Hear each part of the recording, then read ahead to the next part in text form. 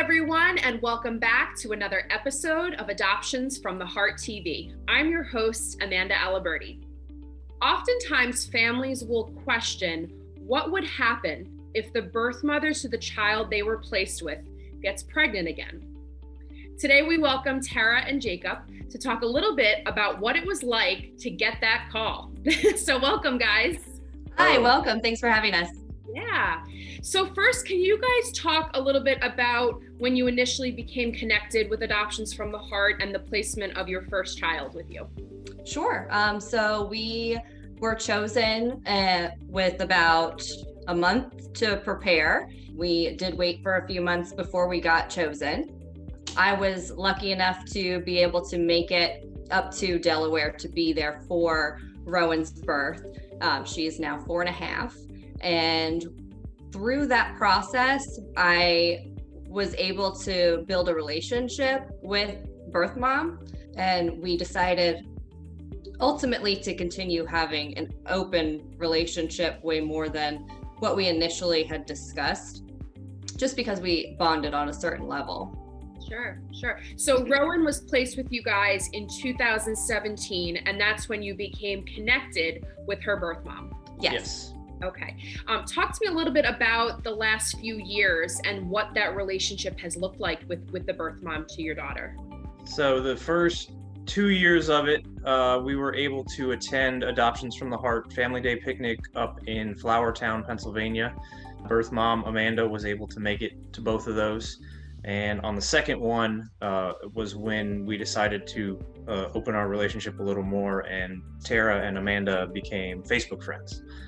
So they do occasionally message, and of course COVID shut everything down for the past couple years. So our main point of contact has just been Terra and Amanda keeping in touch through Facebook, and Amanda does get to see our pictures of the kids. And from that, we did end up exchanging phone numbers. So we do text back and forth regularly. Again, it's not for everybody, but we have that relationship that we're able to do that. So I probably talk to her about once or twice a month through text. Okay.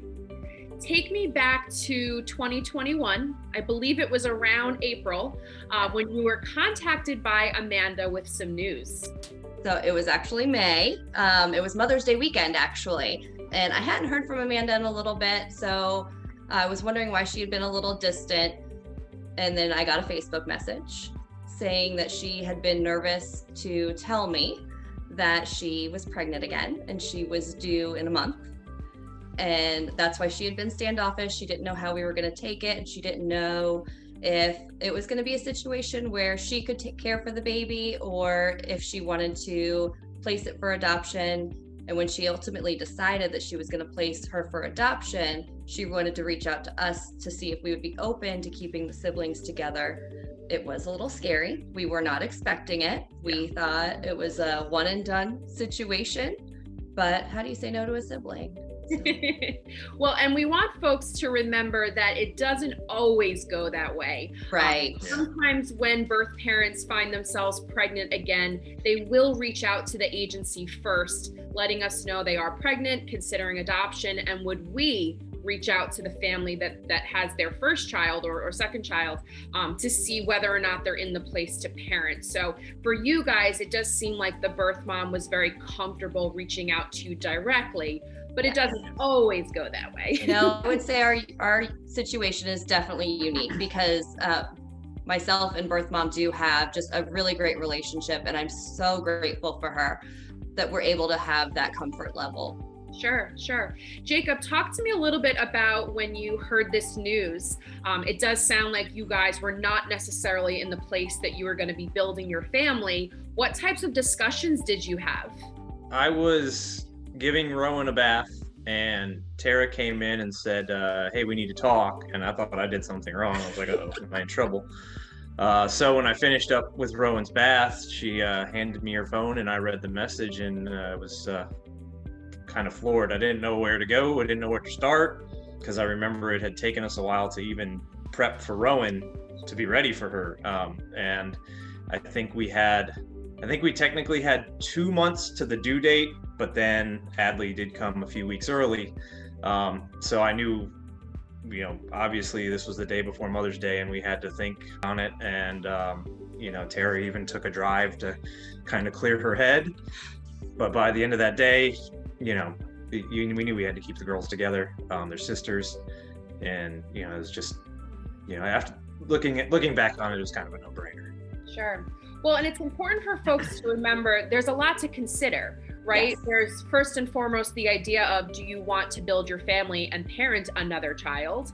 There's also the financial piece, right? The preparation that goes into all the adoption expenses. Yes. So there's a lot of thought that has to be put into it. And it's important for folks to remember that if you were to say no, we can always still connect you with the family that ends up getting placed with that child so that the two children can still know each other again in the future.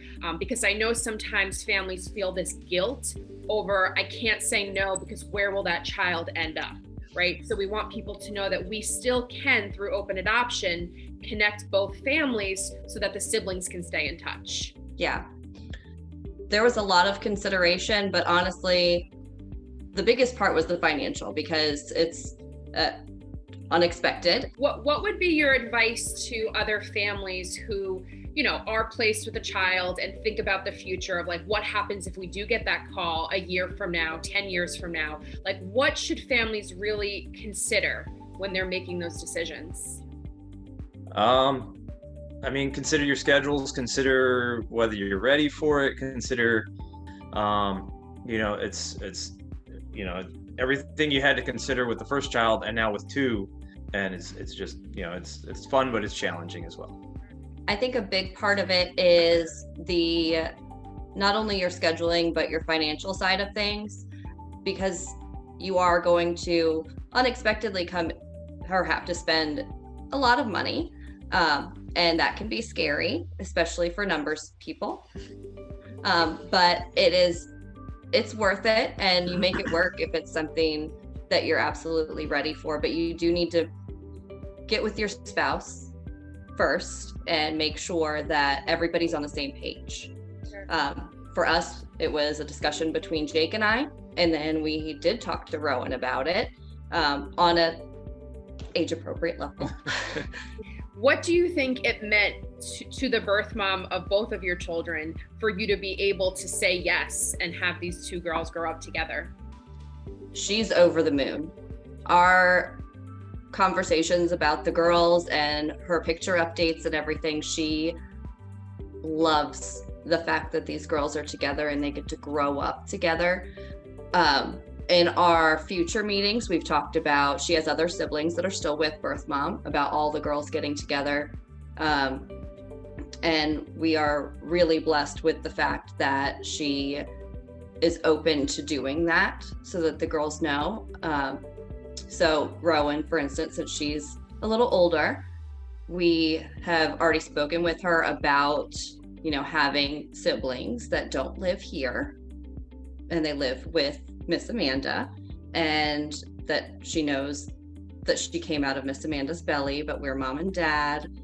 And it's really good for when we are able to get together. She has met some of her siblings already at the last picnic we were able to go to pre-COVID.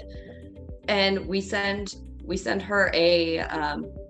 birth mom a happy birthday message every birthday, and try to make sure that she gets to see her girls on her big days. That's great. Yep. And just Rowan, I think I don't know what we said to make things click with Rowan, but Rowan's been great with Adley. She always wants to hold Adley. She's been very nurturing, and I hope they continue. Girls will be girls, and I'm sure they'll bicker eventually once they get to older ages. But it's so cute to see them together right now, and it's just so heartwarming to be able to send that love to birth mom as well. Yes, and Adley lights up if she just hears Rowan's voice. It's amazing. But anyways. So sometimes when women find themselves pregnant again, there can be a lot of shame and guilt and embarrassment that comes with that. And I know that sometimes birth moms will worry about what will the family that has my other child say? What will they think of me that I'm back in the same circumstance? Can you talk to me a little bit about that and what you think helped like calm the birth mom down, that she didn't have to feel that, like the support she had from the agency, from you? Like, talk to me about that shame and guilt. She had a lot of it. She had all of that. She was ashamed. She felt guilty for being in the position again. I'm glad that she was able to open up to me about that. I think a big part of her feeling like she can open up to me about that is that she was slowly opening up to me about other aspects of her life. And just by me showing that I'm not judgmental and I am here to support her because she's a part of our family. In our hearts, she truly is a part of our family, and that's not going to change. And I'm going to treat her as, but being able to have that open communication and have somebody to lean on is very important.